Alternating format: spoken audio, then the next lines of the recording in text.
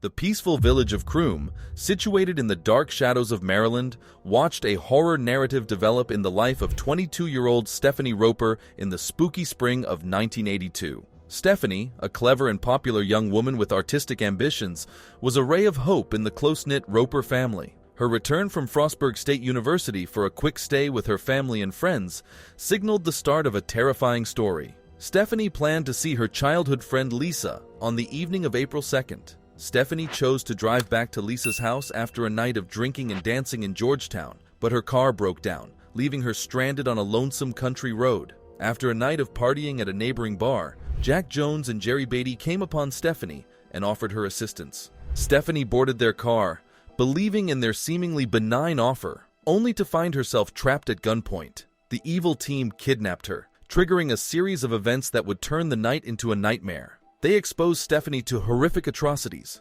abusing her many times, cruelly tormenting her, and breaking any sense of humanity deep in the rural terrain. As the first light of morning came, the diabolical combination of Jack Jones and Jerry Beatty faced a critical juncture in their evil scheme. Stephanie Roper, recognizing an opening, sought to exploit the situation by offering not to reveal the atrocities in exchange for a ransom.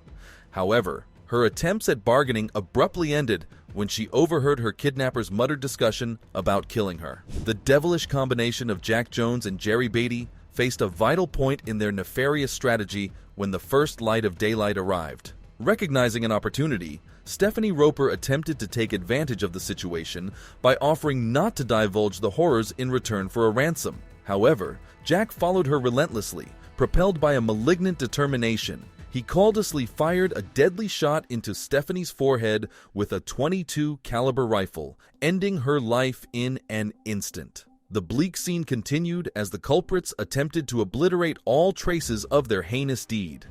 In a planned effort to delete evidence, Jack and Jerry set fire to Stephanie's motionless body, a gruesome act designed to destroy any traces of their horrible deeds. The wetland was chosen as a last resting place for the remains of a young woman whose potential future had been ruthlessly snuffed. Meanwhile, Stephanie's family was getting increasingly concerned as April 3rd approached. When Stephanie's mother reached out to Lisa, she learned that her daughter had left Lisa's residence in the early hours of the morning. A missing person report was made, launching a week-long search that only added to the family's misery as each day went by with no sign of Stephanie. The terrible facts of Stephanie's fate remained secret, shrouded in the shadows produced by the culprits, unbeknownst to the bereaved family. Stephanie's family was left in agony as they clung to the hope that their precious daughter may still be alive after a 7-day search motivated by desperation and hope.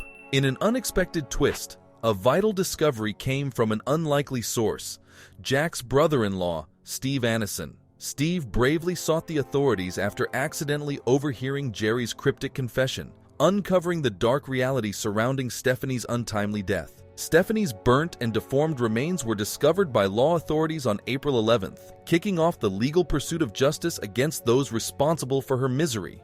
Stephanie's dying hours were revealed in sad detail throughout the ensuing judicial process. Jack and Jerry, with a frightening lack of remorse, resorted to blaming each other for the heinous atrocities they perpetrated. Stephanie's family faced unfathomable anguish during the excruciating trial, unable to adequately convey the depths of their grief in court. The defense offered a false narrative in an attempt to minimize Jack's penalty, based on his problematic past and problems with addiction. The courtroom was filled with public fury and the Roper family's ardent call for justice, but the judgments fell short of many people's expectations. Jack and Jerry were found guilty of abduction, sexual assault, and murder, and were sentenced to life in prison with the possibility of release after just 12 years. The apparent leniency generated a wave of outrage, throwing a veil over the judicial system and leaving Stephanie's family feeling betrayed by the legal process.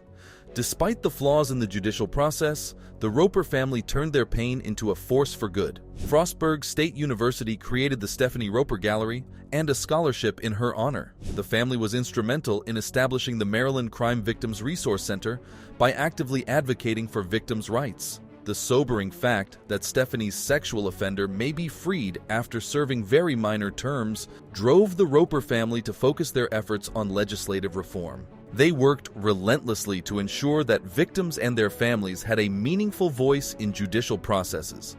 Despite the devastation, the Roper family found strength in their activism, providing assistance to other victims through the Stephanie Roper Committee and Foundation. Stephanie Roper's legacy lives on via her indelible influence on victims' rights and her family's persistent attempts to effect change. Stephanie's legacy was honored with the dedication of Maryland Route 4, just north of Croom, in 2012, as a permanent reminder of the ongoing quest for justice. Following this terrible story, the Roper family's perseverance and activism serve as a monument to the transformational potential of turning tragedy into a catalyst for positive change. Despite the setbacks of the legal process, the Roper family turned their grief into a tremendous force for positive change. In Stephanie's honor, they established the Stephanie Roper Gallery, as well as a scholarship at Frostburg State University. The family played an important part in the establishment of the Maryland Crime Victims Resource Center by actively advocating for victims' rights. When the Roper family realized that Stephanie's abusers may be freed after serving just minor terms, they turned their attention to legislative reform.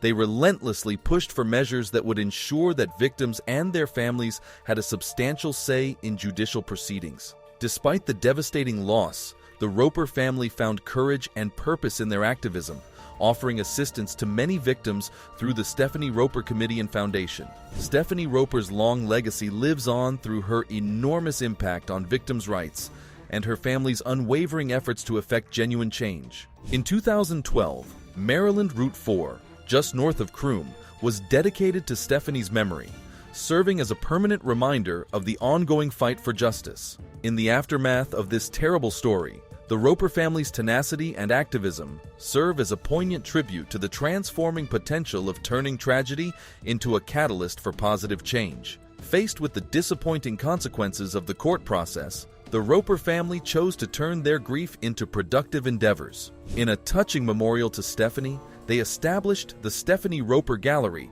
as well as a scholarship at Frostburg State University, with the goal of leaving a lasting impression on the lives of others. These projects not only honored Stephanie's memory, but also made meaningful contributions to the community by promoting education and the arts. The Roper family emerged as ambassadors for people who had experienced similar experiences by zealously advocating for victims' rights. They were instrumental in establishing the Maryland Crime Victims Resource Center, a vital resource that provides support, information, and aid to victims and their families throughout the judicial system. The family's active participation demonstrated their determination to prevent others from experiencing the same difficulties and disappointments that they had throughout Stephanie's case. Despite the frightening possibility that Stephanie's killers may be granted release after serving short sentences, the Roper family shifted their efforts toward bringing about legislative change. They worked tirelessly for measures that would give victims and their families a stronger voice in court. Their efforts were motivated by a desire to correct perceived flaws in the judicial system that had left them disillusioned and neglected. The Roper family found courage and purpose in their advocacy efforts in the face of unthinkable tragedy. They extended their assistance to numerous victims through the Stephanie Roper Committee and Foundation, providing a lifeline to people navigating the complicated aftermath of crime. The family's dedication to inspiring others and bringing about good change became a beacon of hope for those who had suffered similar loss and grief.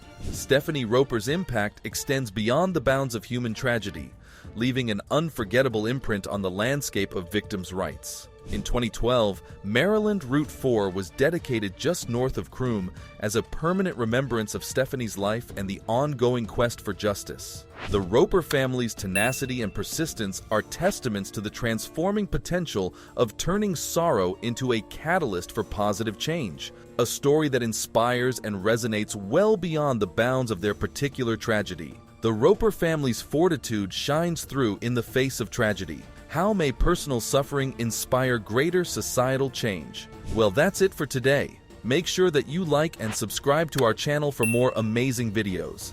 Thanks for watching the video. We'll see you at the next one.